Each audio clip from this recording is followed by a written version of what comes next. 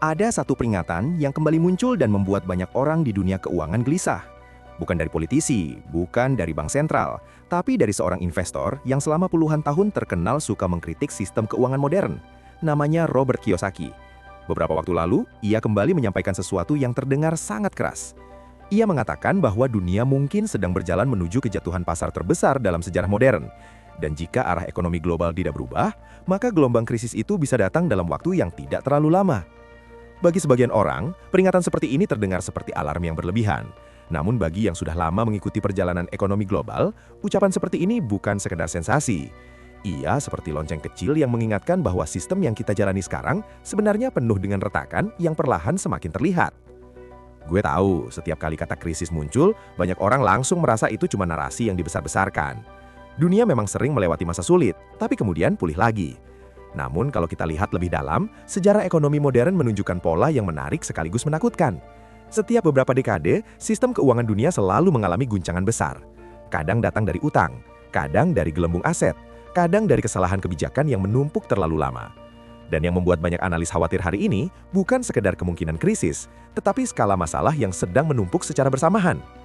Menurut Kiyosaki, akar masalahnya sebenarnya sudah lama muncul.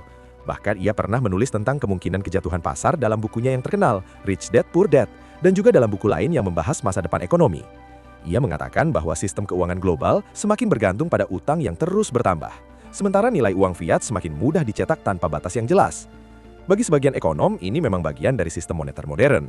Tapi bagi kritikus seperti Kiyosaki, ini seperti membangun gedung tinggi di atas pondasi yang perlahan retak. Kalau kita mundur sedikit ke belakang, dunia sebenarnya sudah pernah melihat bagaimana retakan itu berubah menjadi gempa besar. Pada saat krisis keuangan global 2008 terjadi, banyak orang yang sebelumnya merasa sistem perbankan sangat kuat, tiba-tiba sadar bahwa semuanya bisa runtuh hanya dalam waktu singkat. Bank besar tumbang, pasar saham jatuh, dan pemerintah di berbagai negara harus turun tangan menyelamatkan sistem finansial dengan dana yang luar biasa besar. Waktu itu, banyak yang percaya bahwa krisis tersebut akan menjadi pelajaran besar, sehingga sistem keuangan akan diperbaiki secara menyeluruh. Tapi kenyataannya, sebagian orang justru melihat bahwa masalah yang sama hanya ditunda, bukan diselesaikan. Disinilah kritik Kiyosaki mulai terasa lebih tajam. Ia sering mengatakan bahwa setelah krisis 2008, solusi utama yang dipilih oleh banyak pemerintah adalah mencetak uang lebih banyak dan menurunkan suku bunga hingga sangat rendah.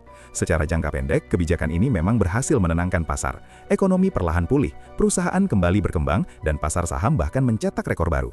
Tapi di sisi lain, kebijakan tersebut juga menciptakan efek samping yang tidak kecil. Utang global meningkat sangat cepat, harga aset naik jauh lebih cepat dibandingkan pertumbuhan ekonomi real, dan kesenjangan kekayaan semakin melebar. Kalau kita lihat dari sudut pandang sederhana, sistem ini mirip seperti seseorang yang menutup lubang kebocoran di kapal dengan menambah pompa air. Selama pompa terus bekerja, kapal masih terlihat stabil.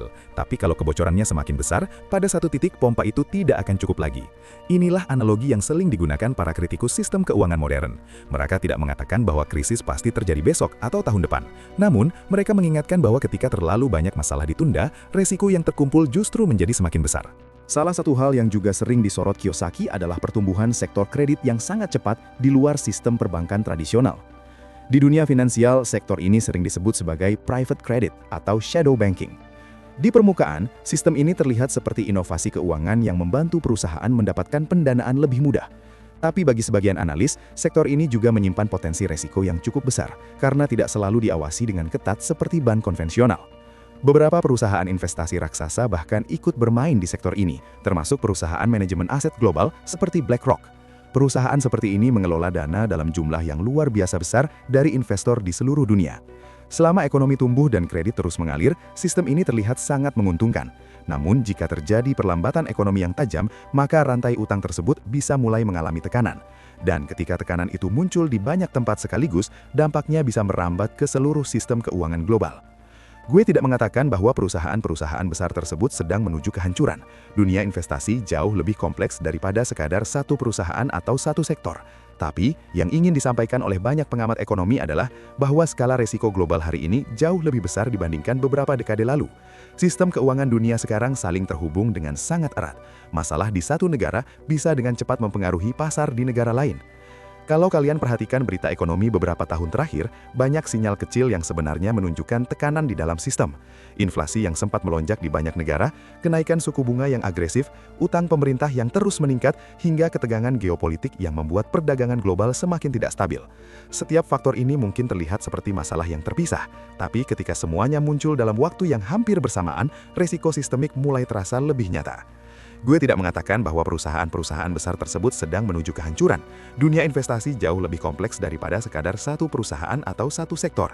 Tapi yang ingin disampaikan oleh banyak pengamat ekonomi adalah bahwa skala resiko global hari ini jauh lebih besar dibandingkan beberapa dekade lalu. Sistem keuangan dunia sekarang saling terhubung dengan sangat erat. Masalah di satu negara bisa dengan cepat mempengaruhi pasar di negara lain. Dalam situasi seperti ini, Kiyosaki sering memberikan pesan yang cukup sederhana, meskipun terdengar kontroversial bagi sebagian orang. Ia mengatakan bahwa orang sebaiknya mulai mempertimbangkan untuk menyimpan sebagian kekayaan mereka dalam bentuk aset nyata. Dalam pandangannya, aset seperti emas, perak, atau bahkan aset digital tertentu memiliki karakteristik yang berbeda dibandingkan uang fiat yang bisa dicetak tanpa batas. Salah satu aset yang sering ia sebut adalah Bitcoin. Menurutnya, Bitcoin memiliki batas suplai yang jelas dan tidak bisa dikendalikan oleh satu pemerintah atau bank sentral. Pendapat ini tentu tidak selalu diterima oleh semua ekonom. Ada yang percaya Bitcoin adalah revolusi finansial. Ada juga yang menganggapnya terlalu volatil untuk menjadi penyimpan nilai yang stabil. Namun terlepas dari perdebatan tersebut, fakta bahwa semakin banyak investor besar mulai memperhatikan aset digital menunjukkan bahwa lanskap keuangan global memang sedang berubah.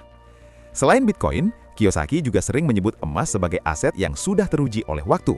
Selama ribuan tahun, manusia menggunakan emas sebagai alat penyimpan nilai. Bahkan ketika berbagai kerajaan runtuh dan mata uang berubah, emas tetap memiliki daya tarik tersendiri. Bagi banyak investor konservatif, emas sering dianggap sebagai semacam asuransi ketika ketidakpastian ekonomi meningkat.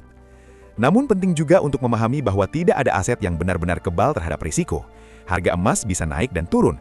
Bitcoin juga bisa mengalami volatilitas yang sangat tinggi. Jadi pesan utama yang sebenarnya ingin disampaikan oleh banyak analis bukanlah soal memilih satu aset tertentu, melainkan tentang kesadaran terhadap resiko sistemik. Dunia keuangan modern sangat kompleks, dan mengandalkan satu sumber keamanan saja seringkali bukan strategi yang bijak. Kalau kita lihat lebih luas lagi, peringatan seperti yang disampaikan Kiyosaki sebenarnya bukan satu-satunya suara yang mengingatkan tentang potensi krisis global. Banyak ekonom, analis pasar, dan bahkan lembaga internasional yang juga membicarakan tantangan ekonomi di masa depan. Perbedaannya hanya pada cara mereka menyampaikan. Ada yang menggunakan bahasa akademis yang hati-hati, ada juga yang memilih gaya lebih provokatif agar orang benar-benar memperhatikan. Di sisi lain, kita juga harus jujur bahwa prediksi ekonomi tidak pernah 100% akurat. Sejarah penuh dengan ramalan krisis yang tidak pernah terjadi, sama seperti banyak krisis yang datang tanpa diduga sebelumnya. Dunia ekonomi bukan mesin matematika yang bisa diprediksi dengan pasti.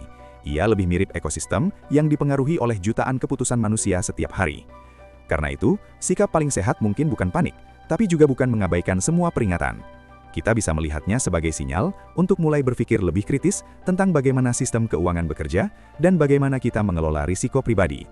Kadang hal yang paling berbahaya bukanlah krisis itu sendiri, melainkan rasa aman palsu yang membuat orang berhenti berpikir. Dalam banyak kesempatan, Kiyosaki juga menekankan satu hal yang sebenarnya sangat sederhana, tapi sering dilupakan, yaitu pentingnya literasi finansial. Ia percaya bahwa banyak orang terjebak dalam sistem utang bukan karena mereka malas atau tidak bekerja keras, tetapi karena mereka tidak pernah diajarkan bagaimana uang sebenarnya bekerja. Sistem pendidikan di banyak negara lebih fokus pada bagaimana mendapatkan pekerjaan, bukan bagaimana mengelola kekayaan atau memahami risiko ekonomi. Dan ketika perubahan itu tiba, orang yang paling siap biasanya bukan yang paling kaya, tapi yang paling sadar dan paling mau belajar. Jadi, buat kalian yang mendengar ini sampai akhir, mungkin ini saat yang tepat untuk berhenti sebentar, melihat kondisi ekonomi dengan lebih jernih, dan mulai memikirkan langkah-langkah kecil yang bisa membuat masa depan finansial kita lebih kuat. Tidak perlu panik, tidak perlu ikut arus ketakutan, tapi juga jangan terlalu nyaman dengan ilusi stabilitas. Dunia pernah melewati banyak krisis sebelumnya dan tetap bertahan, artinya selalu ada jalan keluar. Tugas kita bukan meramalkan masa depan dengan pasti, tapi memastikan bahwa apapun yang terjadi nanti, kita tidak sepenuhnya tidak siap. Kalau menurut kalian pembahasan seperti ini menarik dan bermanfaat, kalian bisa bantu channel ini dengan cara sederhana. Tekan tombol like supaya algoritma tahu bahwa topik seperti ini penting untuk dibicarakan, share ke teman atau keluarga yang mungkin juga ingin memahami kondisi ekonomi dunia dengan lebih jernih, dan tentu saja subscribe supaya kita bisa terus ngobrol tentang hal-hal besar yang sering luput dari perhatian banyak orang. Karena pada akhirnya, memahami dunia tempat kita hidup adalah salah satu investasi terbaik yang bisa kita lakukan. Gue pikir ini poin yang cukup menarik. Banyak dari kita tumbuh dengan keyakinan bahwa selama kita bekerja keras, semuanya akan baik-baik saja. Dan memang, kerja keras itu penting. Tapi di dunia yang sistem keuangannya semakin kompleks, memahami bagaimana uang bergerak juga sama pentingnya. Tanpa pengetahuan itu, seseorang bisa saja bekerja puluhan tahun, tapi tetap rentan terhadap perubahan ekonomi yang terjadi di luar kendalinya. Ketika kita melihat gambaran besar ekonomi global hari ini, ada satu kenyataan yang sulit diabaikan. Dunia sedang berada dalam fase perubahan besar. Teknologi berkembang sangat cepat, geopolitik berubah, dan sistem moneter juga mulai dipertanyakan oleh banyak pihak. Dalam situasi seperti ini, wajar kalau muncul berbagai peringatan tentang potensi krisis. Namun di balik semua itu, selalu ada dua kemungkinan yang berjalan bersamaan. Krisis bisa menjadi kehancuran bagi sebagian orang, tapi juga bisa menjadi peluang bagi mereka yang siap. Banyak investor besar justru membangun kekayaan mereka pada masa-masa sulit, bukan karena mereka senang melihat krisis, tetapi karena mereka memahami bahwa perubahan besar selalu menciptakan peluang baru. Sejarah menunjukkan bahwa setelah setiap krisis besar, dunia juga selalu menemukan cara untuk bangkit kembali dengan sistem yang lebih kuat. Jadi ketika kita mendengar peringatan keras seperti yang disampaikan oleh Robert Kiyosaki, mungkin pendekatan terbaik adalah melihatnya sebagai bahan refleksi, bukan untuk membuat kita takut, tapi untuk membuat kita lebih sadar. Sistem ekonomi global memang penuh dengan ketidakpastian, tapi kita masih punya kendali atas bagaimana kita mempersiapkan diri.